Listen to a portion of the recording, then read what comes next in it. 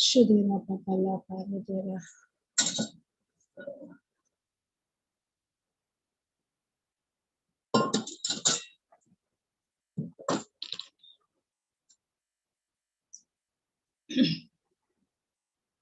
Ameshudere Kibiri Bedere Kibiri.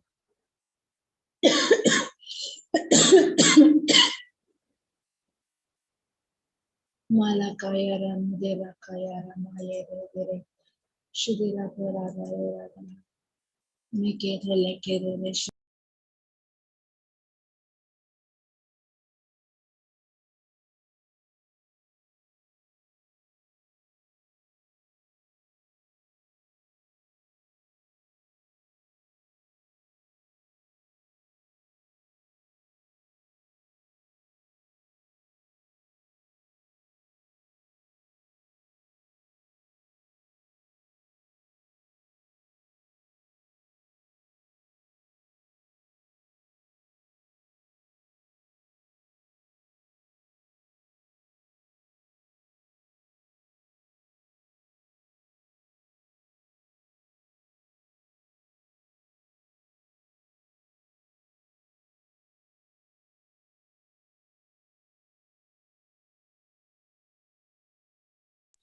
Mashadere dere mere ke dere ke dere mere dere ke dere shishara dere mere ke dere shishara dere.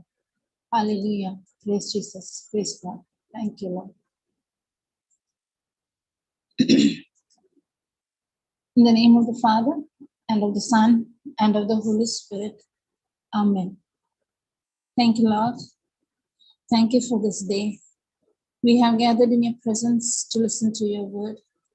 As we listen, our mind is renewed. Thank you, Lord, for giving us a deeper understanding on the importance of praying in tongues. You taught us on the love of God is poured in our heart. Wisdom of God is in us. The wisdom is revealed when we pray in tongues. Thank you, Holy Spirit, today for teaching us how to pray the perfect will of God. God's will fulfilled in our life. God's plan fulfilled in us. The purpose of our birth. Thank you, Holy Spirit, for giving us the deeper understanding, for the revelation knowledge, for your promises. All the praise that are made according to God's will, that is according to God's promises, yes. The reason for the delay, the reason for why we are not able to see the manifestation. Holy Spirit, thank you for teaching us these spiritual things and how to be confident, how to rely on God in all our situation and all our circumstance, how to pray the perfect will of God, the importance of praying in tongues. Thank you, Holy Spirit. You are the one who's going to teach us, revealing us the promises, explaining us, giving us the revelation knowledge. And this truth has set us free. God is able to change any situation or any circumstance when we submit to God. Thank you, Lord. Thank you, Holy Spirit, for your presence. Goes with me and you give rest today. Thank you, Jesus. In Jesus' name we pray. Amen.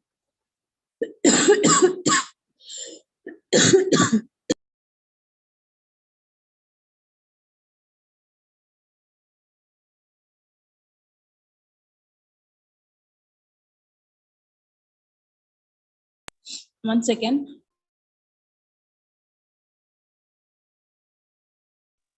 Hallelujah. Hallelujah. Praise Jesus. God's will fulfilled in our life. Romans chapter 8, 26 onwards, you can read. Romans chapter 8, 26 onwards.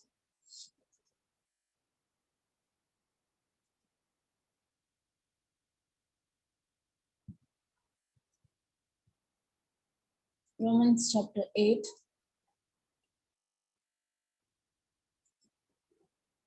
26 onwards. Likewise, hallelujah, praise Jesus, praise God.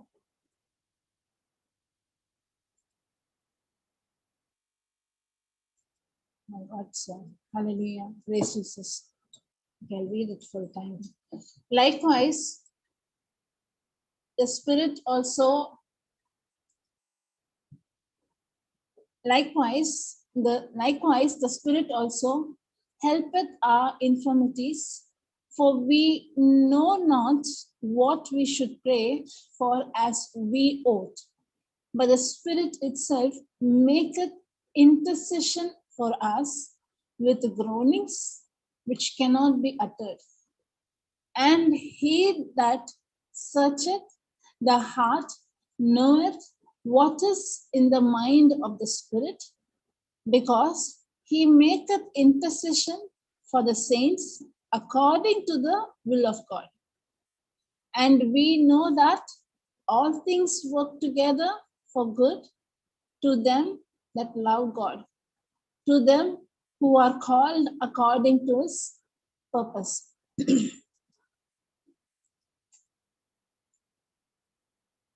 Hallelujah.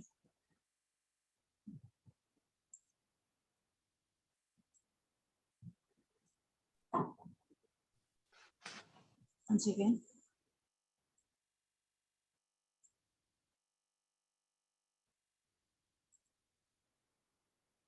Hallelujah. Praise Jesus. Some issues happening with my computer. Praise God. Okay, I'll read the scriptures. I was not able to share the screen. I'll read the scriptures. Praise God. So, the 27th verse says that,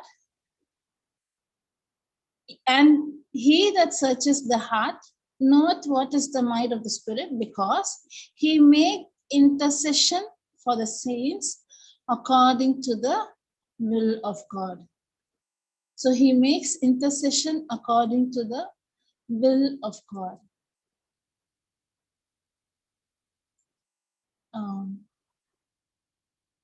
When we pray in tongues, it is a spiritual language. We already seen it. When we pray in tongues, we speak mysteries. And this spiritual language is not understood by Satan. When it comes to prayer, if we pray in our ordinary, if I pray in my mother tongue or in the language of a known language, either of English or any other known language, if I make a prayer, most of the time when we say pray, it is complaining and grumbling, or pouring out my heart to God. Most of the time, we open and speak the situation instead of praying the will of God. We open and speak the situation. But when we pray in tongues, it is a spiritual language. We are speaking mysteries. We are speaking the hidden truths. We are speaking the revelation. We are speaking the perfect will of God. Actually speaking, when we pray in tongues, Satan cannot understand what we pray. Satan is dumb when it comes to spiritual. Satan cannot read the mind of God. Satan is totally dumb when it comes to the spiritual thing. And when we pray in tongues, we are praying the will of God. One example in the Bible where it is in the book of Daniel, where Daniel made a prayer. His prayers were answered. Daniel chapter 9, chapter 12. Daniel's prayer were answered on the day one. Daniel's prayer was answered on the day one, and the angel would come with an answer for the solution. And it took nearly 21 days for the solution, for the answer. Sometimes it seems to be that God had answered him too late. God took 21 days to see the perfection of Daniel to answer his prayer. No, no. Daniel made a perfect prayer, made the prayer according to the will of God. Daniel is one of the person in the old covenant who was very much close, who was always meditating God's promises, who was always in the presence of God. He is making a prayer according to the will of God, and his prayer was answered on the day one itself. I'll read it, Daniel chapter 9, verse 12 onwards. Then he said to me, he refers to the angel, said to Daniel. Then he said to me, don't be afraid, Daniel. For the first day that you set your heart to understand and to humble yourself before your God, your words were heard. I have come because of your words. Here comes, he's making a prayer according to the will of God, a prayer according to the promises. His prayer was answered on the day one itself. Your prayer was heard on the day because for the first day that you set your heart to understand and to humble yourself before God, your words were heard. I have come because of your words. However, the prince of the kingdom of Persia, this is speaking about the Satan, kingdom of darkness, kingdom of Persia, resisted territorial spirit, they will say. Our fight is not against flesh and blood, our fight is against the kingdom of darkness in the heavenly places. So this kingdom of Persia is the kingdom of darkness against Satan. However, the prince of the kingdom of Persia resisted me for 21 days. But behold, Michael, one of the chief princes, came to help me because I have been detained there with the king of Persia. Now I have come to explain to you what will happen to your people in future day. Your vision concerns the days yet to come. Praise God.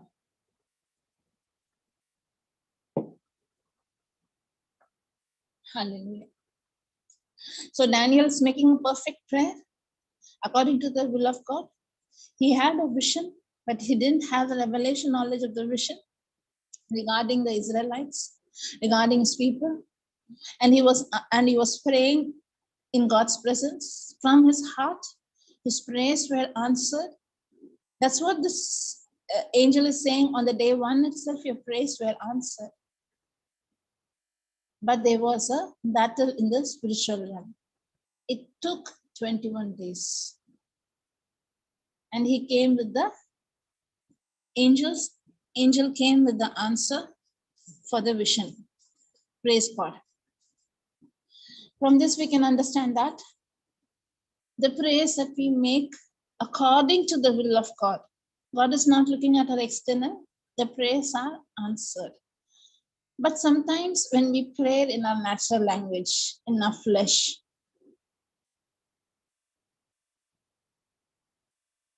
we tend to complain or grumble, or we speak doubt, or we speak worry. And when our prayer seems to be not answered, sometimes we heard many saying that, yes, sister, I'm making the confession, I'm proclaiming the word. Sometimes we started in full faith. We started with faith. We start with confidence.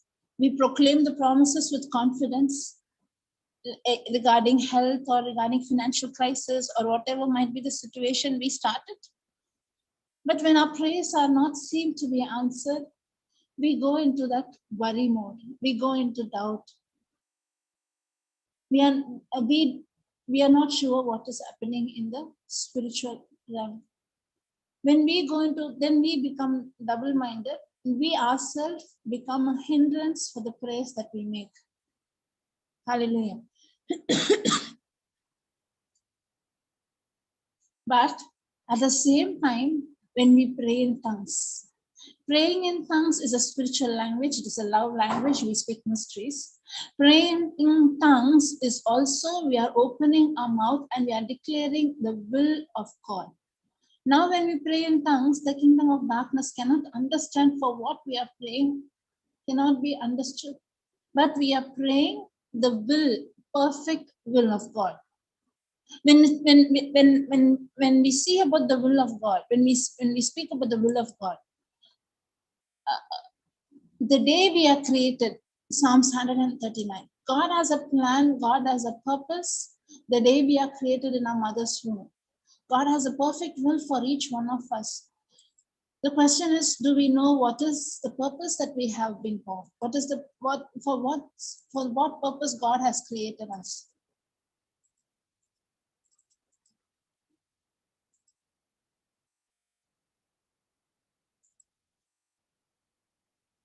Psalms 139, 14 onwards. I'll take the scripture.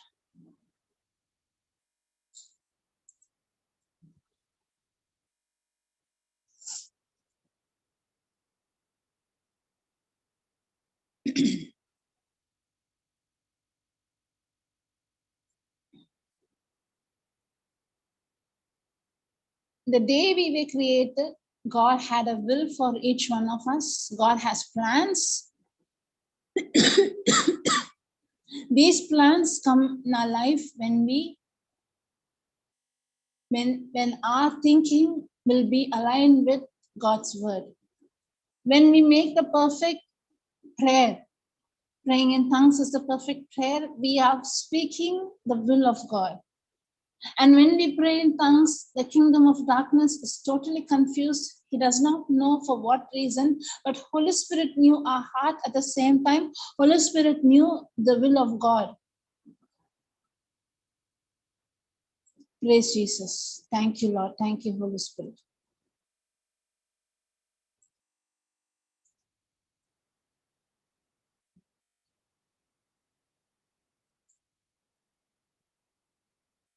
Yeah. My substance, I will praise thee, for I am fearfully and wonderfully made. Marvelous are thy works, and that my soul knoweth right well. My substance was not hid from thee when I was made in secret. Curiously wrote in the lowest part of the earth. The eye did see my substance, yet being unperfect. And in thy book all my members were written, which is continuous with fashion, when as yet there was none of them. How precious are thy thoughts unto me, O God? How great is the sum of them? If I should count, they are more in number than sand. When awake, I am still with thee. How precious are thy thought? How precious are thy thought? And how great is the sum of them? Regarding each one of us, regarding each one creation that is formed in the mother's womb on the day one, when the cell is being formed, when the baby's first cell is formed in the mother's womb, that is what it says. My substance was not hid from thee when I was made in secret and curiously wrote in the lowest part of the earth. When the first cell of a human is formed, the day one itself, God has plans, God has thoughts regarding us. God has his will for us. God has his plan for us. And his thought, you cannot even imagine the will that God has for you, as for us. If I should count them, they are more in numbers than the sand. When I awake, I am still with thee. God's will. One more scripture, Jeremiah 1:5. In whom itself God has a plan and purpose. Many a times we don't know, who am I? What is the purpose of my creation? For what purpose God created me? Lots of questions. Before I formed thee,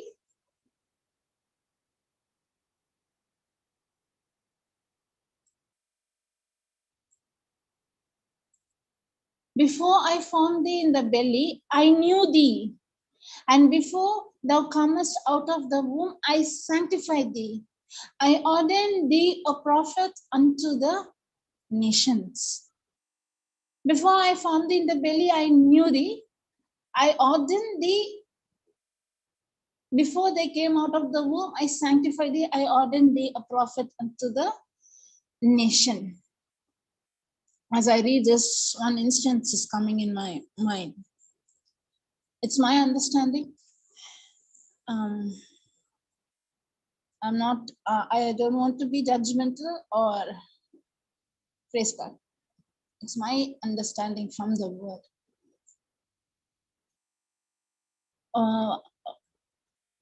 I think nearly 1 year, 2 years ago,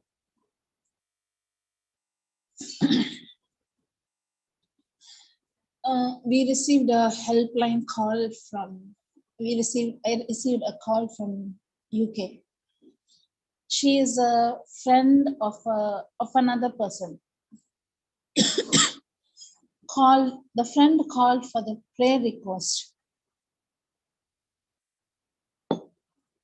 The request was the friend who was conceived, full-term pregnancy. It was in the 9th term. The friend was conceived.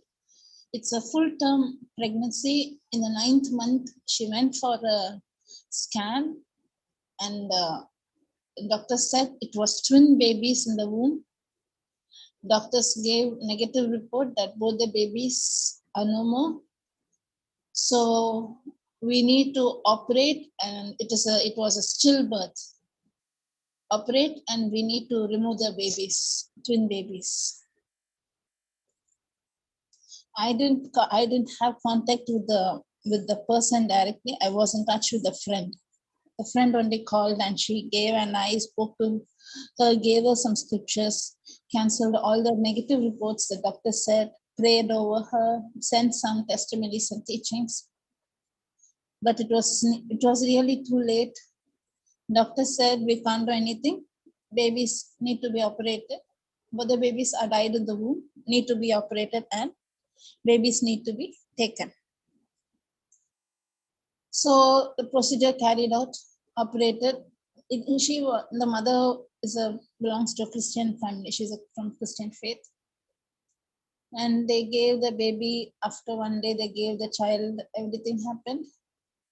And according to Christian way, the ceremony took place. Both the babies were buried. Very painful instant in my life. I came to know about 2 children died in the womb. And I was in touch with a friend who was in contact. And I said to her one thing: whoever might be the babies, when they are found in the mother's womb on the day 1 itself, they belong to God. And this sister, the friend, she only was counseling, and she was comforting her friend. And this sister, she asked me a question. She asked a very genuine question. The question was, the intention of her heart was, should we pray for the souls of the babies, for both the babies? Should we pray for the souls of both the babies? When she asked me, but her heart is saying that God is a loving God. But her question is, only if I pray, God will hear and rescue the baby's soul? Is it necessary for me to pray for the souls? I have a doubt, sister. Can you explain to me?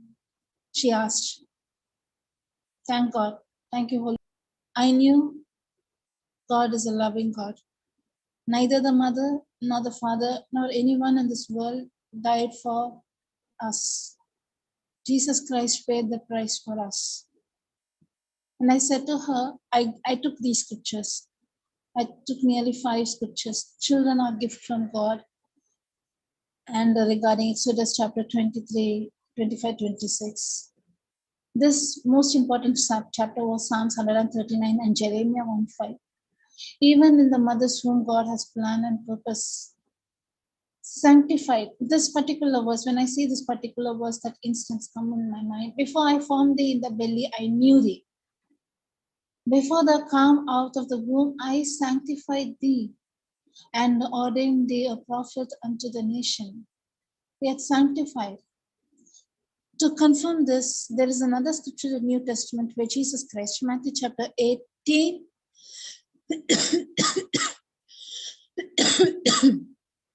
two chapters are there, Matthew chapter 18:3 and Mark chapter 10:15. I'll take both are the same instance, but Matthew chapter 18:3, we can compare both. Matthew chapter 18.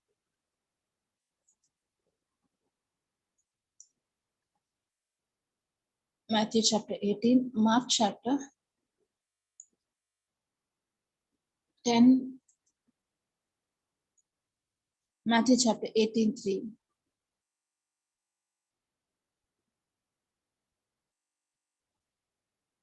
And at the same time came the disciples unto Jesus, saying, who is greatest in the kingdom of heaven?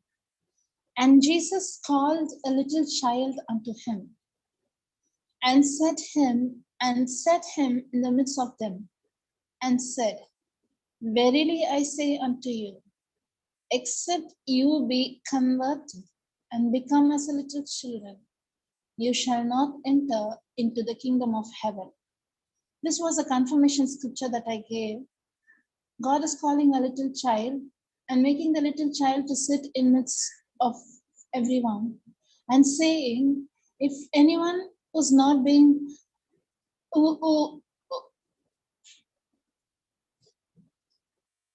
praise God. And at the same time came the disciples unto Jesus, saying, who is greatest in the kingdom of heaven? And Jesus called the little child unto him, and set him in midst of them, and said, verily I say unto you, except you be converted and become as a little child, you shall not enter into the kingdom of God. God himself is making clear, kingdom of heaven belongs to little children, and those who are like little children, making their trust, keeping their trust in God. Whosoever therefore shall humble himself as a little child, the same is the kingdom of heaven.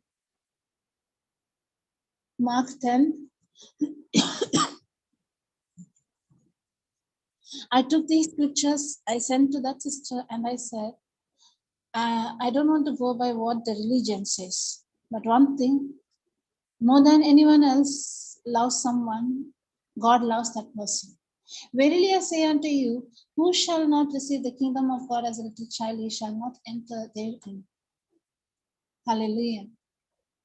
Little children, especially for us, when the child is being born, that is the time we consider that as a human, and that is the time we give baptism and we say the child, all the sins are forgiven and all that. But many children are being killed in the womb through abortion. Many children by mistake are died in the womb through miscarriages. Many children are being born as stillbirth through complications in pregnancy. The question would come, that sister's question was a very genuine question. But the answer is, Jesus Christ himself said, those who are like little children, kingdom of heaven belongs to them. Then what about the little children? They belong to God. Hallelujah. Many a times we question or we ask, what is God's nature? Many a times we didn't even realize, we don't know how much he loves us. More than anyone else, God has a will, God has a plan, God has a purpose. Till the baby has the maturity to make the decision, the child belongs to God. The child belongs to God. Whoever might be the child belongs to God. I had seen, giving these scriptures, many parents, many mothers, those who went through miscarriage. those who were really broken and wounded. And I said to them, it is painful to you. Yeah, the loss of the baby, it is painful. But the good thing is your baby is in a perfect place, rejoicing the presence of God. No need to worry. Regarding my son, when it came to my son, my family members tried their best to, they were saying that the last, we should baptize the child. Means what? The child will be no more, the child will be there, so we need to make a prayer and we should give baptism. That for me, giving baptism is okay, no problem, no issue. But the reason behind that was an issue. It was a wrong seed planted that the baby is no more. So let us make the duties that we need to do. And because that hospital is very strict, no one is allowed inside, only the mother and the father during the doctor's visit. That's all. No one else can enter into the NICU. No one can enter. So they tried their best to bring the priest inside and make a prayer for the baby. It was not possible. So what they did is, it is okay, the mother can make a prayer, and they gave me the prayer. They gave me the holy water. You know what did I do? I didn't open my mouth or I didn't speak anything against. I just took the holy water. I went inside. I didn't make that last prayer, God accept the soul and all those. They gave a list of prayer. That prayer was only speaking death. And I didn't make that prayer. I took that water. I blessed my child. I named him Jude Samuel. And I said, you are the prophet. I only opened my mouth and spoke Jeremiah 1:5. You are born to proclaim the gospel. Get up in Jesus' name. No one knew what I did for them. I made a prayer for that soul. But it's my personal intimacy with God. I didn't accept the child is going to die. That is not God's will. That is not God's plan. God had a purpose. God has a plan. And thank God for praying in tongues. That gave me the strength. That gave me the courage. I went inside. I blessed the baby with the water on the forehead, named the baby, and I spoke life over the child. I didn't speak death. Praise Jesus. And giving the name was much more greater thing. Whoever has the name, anything that has the name should obey to the voice of the name of the Lord Jesus Christ. Praise God. Thank you, Holy Spirit. Thank you, Jesus. When I saw the Jeremiah 1:5, that came into my mind. Okay, perfect will of God. When we pray in tongues, we make the perfect will of God. Many a times we don't know how to pray, what to pray. And when we read in Romans chapter 8, 26, 27 and 28th verse says, all things work together. I may put that verse. Romans chapter 8, 26 to 27.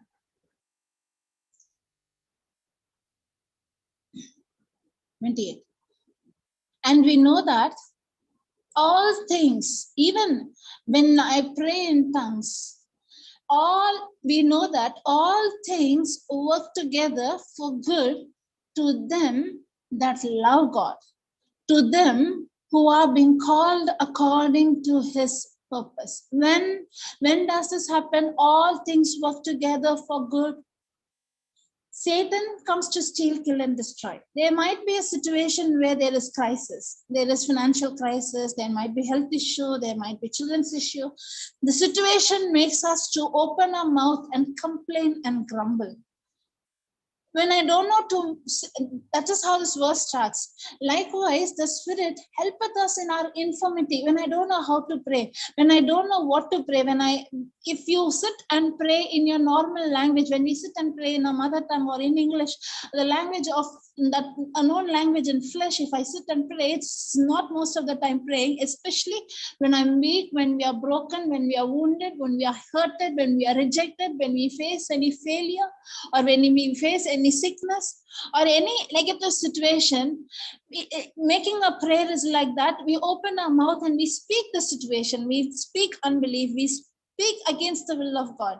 But during that infirmity, likewise, the Spirit also helpeth our infirmity. When I don't know how to pray, when I don't know what to pray, when I don't know how to bring God's will in my life, I'm in a situation where I'm totally confused. For we know not, we should pray. For as we ought, the way should we pray, we are not praying. We are sitting and complaining and grumbling.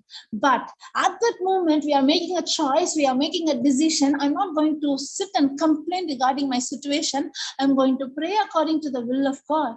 But the Spirit itself maketh intercession. When I pray in tongues in such condition, when I'm really broken, when I'm really wounded, when we make a prayer in tongues, Holy Spirit itself maketh intercession for us with groanings which cannot be uttered. What we are praying? We are praying the perfect will of God. God's will is always good and God's will is always blessing. God's will is only for our favor, for our goodness. And we are opening our mouth, and with that groaning in spirit, we are praying the will of God. And he that searches the heart knoweth what is the mind of the Spirit, because he maketh intercession for saints according to the will of God. And now what happens when we pray in tongues? Situation might be bad. Circumstance might be bad. Condition might be bad. Health issues, something is going. It is strange. It is causing pain. And at this moment, instead of focusing on the problem, you're making a choice. You're making a decision. And I'm not going to focus on what I go through. I'm going to focus on God. What's God's plan for me? And I'm going to pray. I want to open my mouth and speak. Tongues is speaking with God.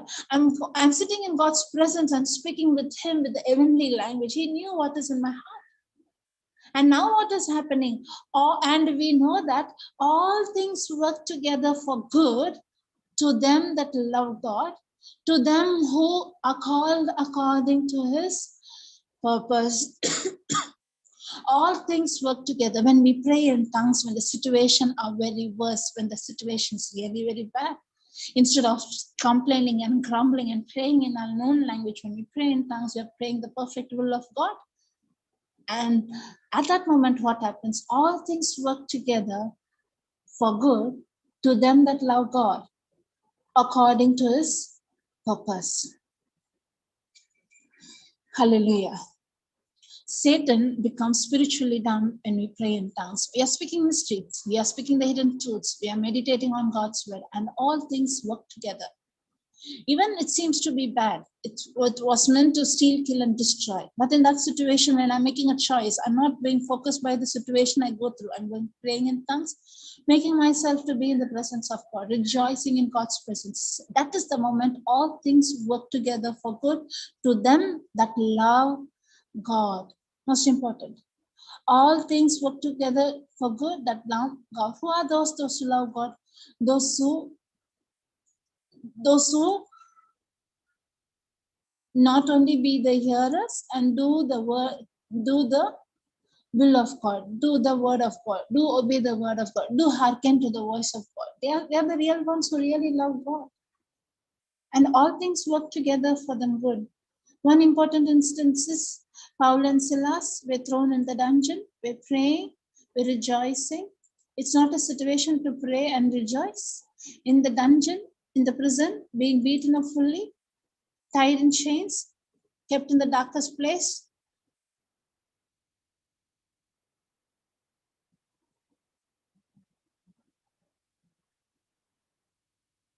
I put it in the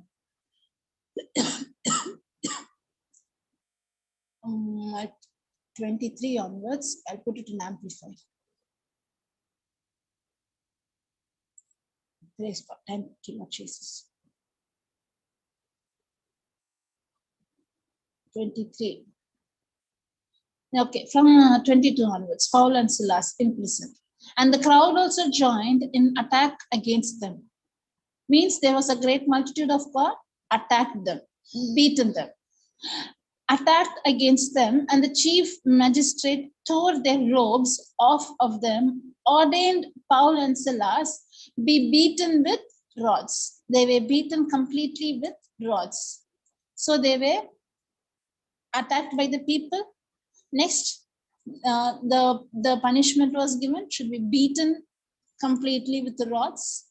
After striking them many times with the rods, after striking them many times with the rods, they threw them into prison, commanding the jailer to guard them securely. He, having receiving such a strict command, threw them into the inner prison. This is a dungeon, and fastened their feet in stocks in an agonizing position. Means what? Agonizing position means they used to say that both their hands were stretched and it was chained over the wall, and their legs were chained over the wall. Agonizing position. Hallelujah. Just imagine the condition of Paul and Silas. Beaten by the people, beaten by the crowd. Their dresses were torn. Then the judgment was given to beat them with the rod. It is sometimes we come to know in news where some criminals are being beaten up. We know how the officials would treat a criminal in the jail, how they used to beat them. It would be severe. That too, when it comes to the rod, sometimes even a prisoner might die because of that beating with rod. It happens. Beating with the rod, it's very painful. People being beaten, dresses are torn, now beaten with the rods completely. They didn't leave there, and they were kept in the prison. That too were in a prison, dungeon. Dungeon is a place where the sewage, the drainage system is there. Nearly they were tied up and kept it in the drainage, in the darkest place. And their feet and their legs were in stock, in agonizing position. And about the midnight, when Paul and Silas were praying and singing hymns, is it possible for a person to be beaten with rods, with insulted in front of people, mocked, make fun, just torn apart, and chained? Now you're not in a position where you can fold your leg or hand. With that full pain, your hands and legs are stretched and they are chained on the wall. They can't even move their hands and legs. With a full physical pain, they were not focusing on the pain that they went through.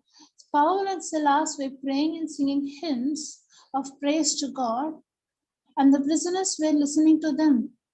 They were kept in the innermost. They were kept in the dungeon. And they were both praying and singing.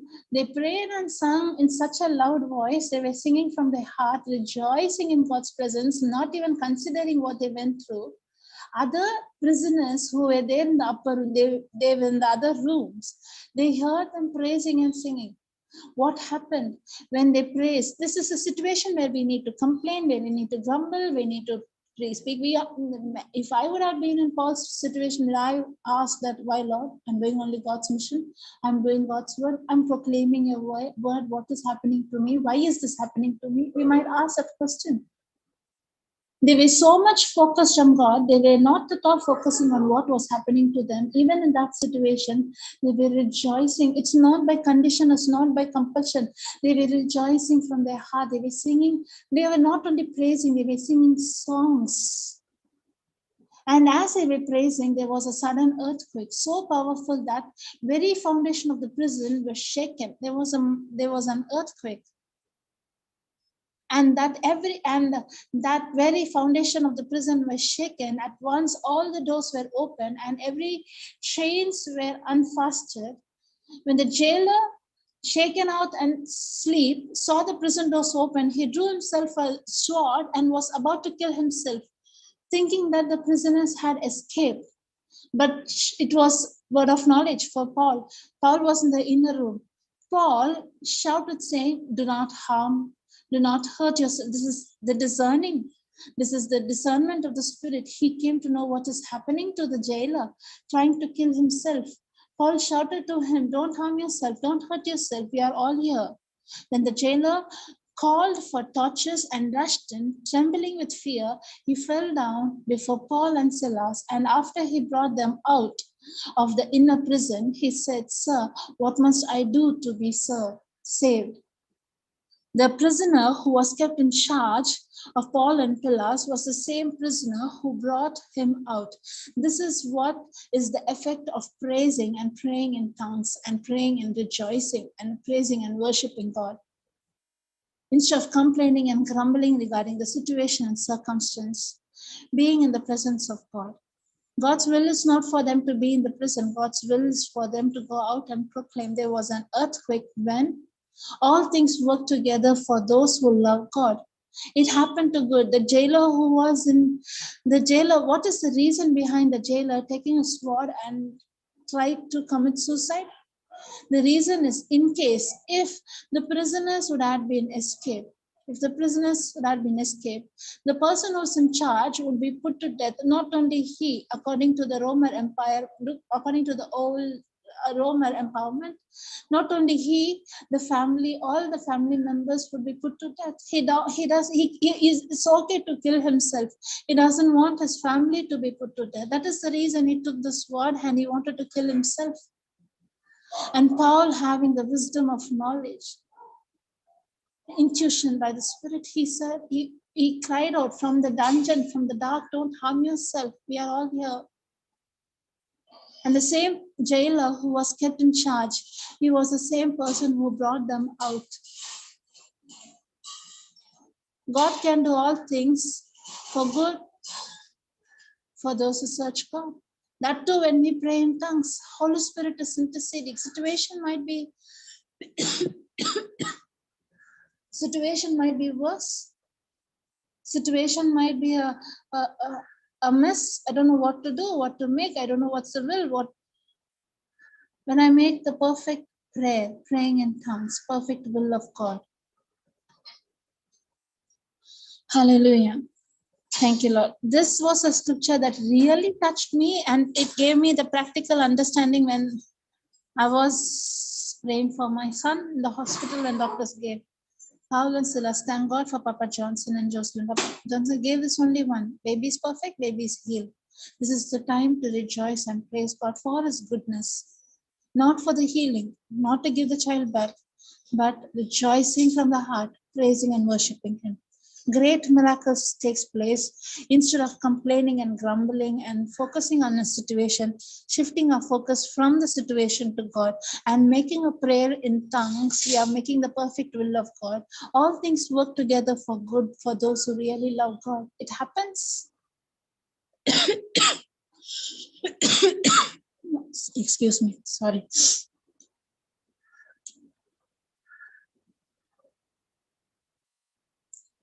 Hallelujah. Hallelujah. Thank you, Lord. Thank you, Jesus. Thank you, Father.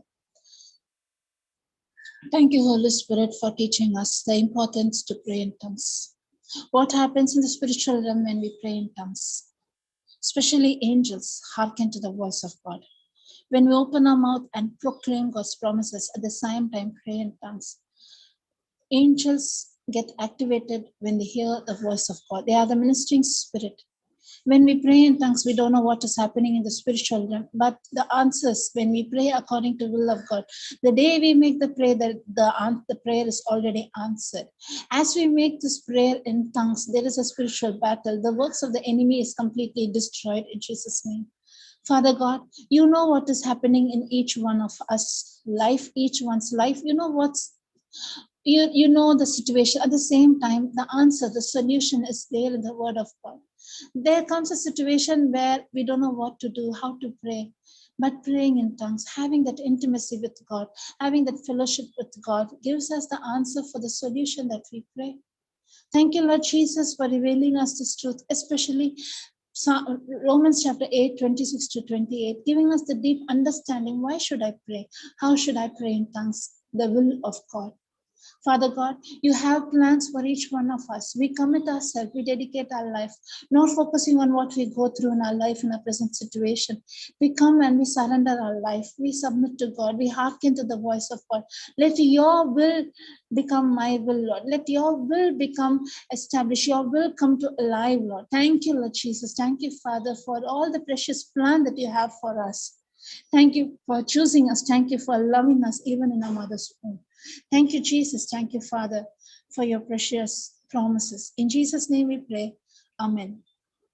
Praise Jesus. Praise God. Hallelujah.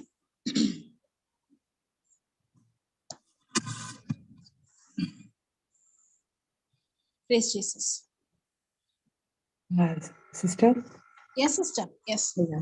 I am new to tongues. I am just practice with JCILM tongues, praying in tongues. Sister, yeah, but a lot of times the current situation in my life, I'm having so many doubts, especially with my daughter's studies, madam, study sister. Okay. And so, yeah. Yeah, see, yeah, Your daughter, she listens to any teachings? She's in the word? She reads Bible. But, okay, that's good. She reads. So, yeah. And you know Jocelyn's testimony. Yes, Was yes, very weak. yes. Weak. I'm her own sister. I know, no? I know from where she was and now where she is. I've said that when she was doing her second year, UG second year, that is the time she was born again. And that is the time she met Papa. After knowing the truth, she made a choice, she made a decision. And this was the condition Papa used to say her, every day you finish your homework, whatever might be the time, you should give me a missed call. You should call me. If your call comes, I know that you had done your homework. Okay. One important instruction was given to her. That is Isaiah chapter 11, verse 2. Isaiah chapter 11, verse 2. Yeah. Isaiah chapter 11, verse 2. Sister, every day my sister started to confess the scripture. Spirit of knowledge, spirit of wisdom, spirit of understanding, spirit of counsel, spirit of might, spirit of fear of the Lord. Extra 1 point, spirit of excellence.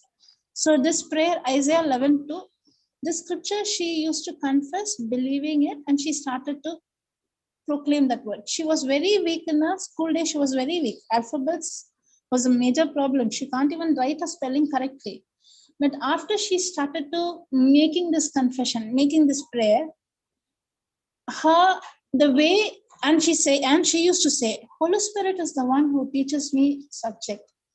And when the professor is teaching classes, that very moment she understands. It is not self-effort, it is not hard work. The anointing was so much when the teachers used to teach, then itself she can get the understanding. And the wisdom of God was poured in her. Why this promise? There is another promise. Excuse me. 2 Corinthians 1:16. God has given, I have the mind of Christ. I have the mind of Christ. I'll see to the scripture. It is 2 Corinthians 1. 1 second, sister, I'll just confirm. 2 Corinthians 1:16. You have the mind of Christ. Not ordinary mind of Christ, wisdom. Mind, when it comes to mind of Christ, Jesus Christ was filled with wisdom. Even at the age of 12, when he was questioned by when he was having the discussion with the Pharisees, they were amazed, they were shocked to see the wisdom that he had. When we open our mouth, and because you said your daughter reads the Bible, that means she's a believer. She believes in God. She's a believer. Yeah. And now if she's proclaiming these scriptures, mind of Christ. Okay. When she's proclaiming the scriptures, that word becomes flesh in her. I had seen this. Isaiah 11:2 was a scripture. Every day, without fail, she confessed, and then only she started. And she asked used to ask Holy Spirit, help me. Holy Spirit, teach me. I have the Spirit of God. And when she started to make this proclamation, and when she did her third year, she came with 70%, which was not possible with her. And in a PG, she was one of the rank holders. She came Wow. She's an angel, sister. And now the way she speaks, we think. I know. No, she has so much anointing. I never like I attend her YouTube classes, but yeah, she's anointed. The glory of God is in her. God is not partial. That is not only for her. It is even for your daughter. It is even for your daughter. We are sometimes limiting God. It is not only for, God is not partial. What did she do? She opened her mouth and she believed and she proclaimed the promises. I heard many, it is 2 Corinthians 1:16. For you have not the mind of the Lord that you may instruct him, but you have the mind of Christ. You have the mind of Christ. Even the scripture, 2 Corinthians 1:16. I made it wrong. 2 Corinthians 1:16. Take that scripture, both the scripture, ask your daughter to confess. One mother called me regarding a daughter was going through an entrance and she missed in one entrance. With few marks, she lost it.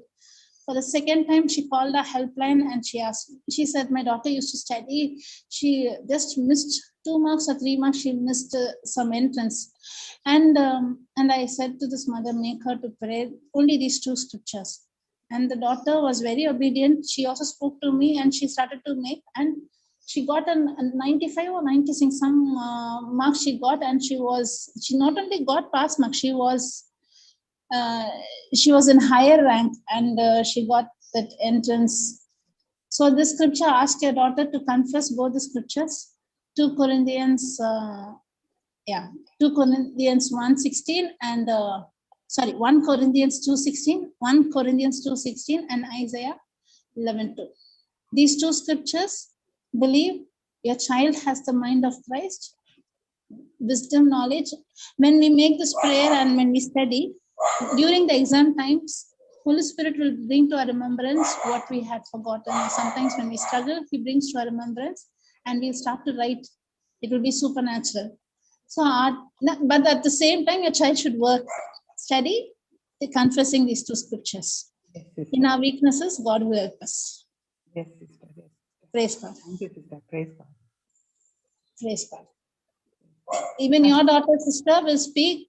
You'll not only be surprised looking at Jocelyn, the same Holy Spirit is there in her also. Yeah, but yes. those who search, God's glory is, it is not she, it is God's glory revealed. If God can do for her, why can't God do for us? He is not a partial God. Yes, He wants that for everyone. Praise God. Yes, sister. Thank you, sister. Thank you, sister. Sister, one more thing. When we are praying in tongues, so I, from the Papa's teaching, in our mind, we should say some verses so that it will become. See, I'm just a learner now in the tongues topic. So I'm just a learner. So I am just saying I'm the mind of Christ and God Himself has anointed me. So I'm saying in the mind, I'm just saying I'm going to tongues. Whether that method is okay? I'm the mind of Christ. You are saying it in mind, I'm just saying I'm the mind. I have the mind of Christ and God Himself has anointed me. And I'm just praying in tongues. Okay. Your focus is on the promise. You are seeing yourself, you're having the mind of Christ.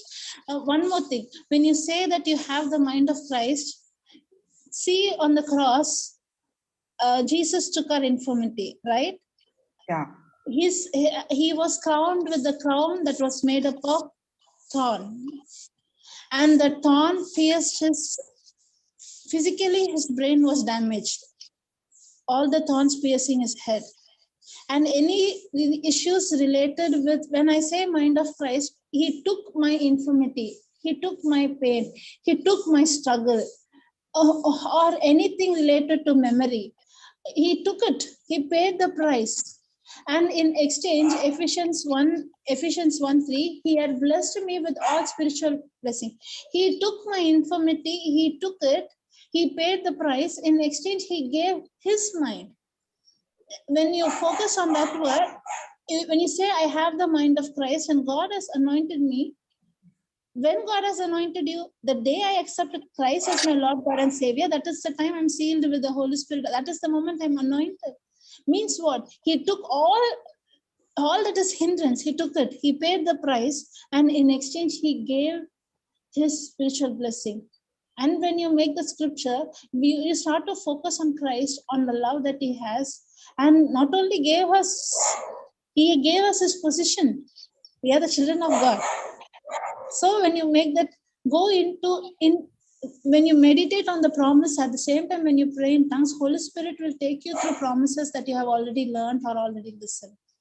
And when you say, okay, when you say I have the mind of Christ, take 2 Corinthians 1:16. When you say God has himself has anointed me, take Luke chapter 4:18. Meditate on this promise. Open your mouth and speak those promises. Spoken word of God will not return void. It will accomplish the purpose it was sent forth. Yes, sister. Praise God. Thank you, sister. Thank you, sister. Yes, Jesus. Yes, Jesus. Thank you, sister. Thank you. Praise Jesus. Thank you. We can meet tomorrow at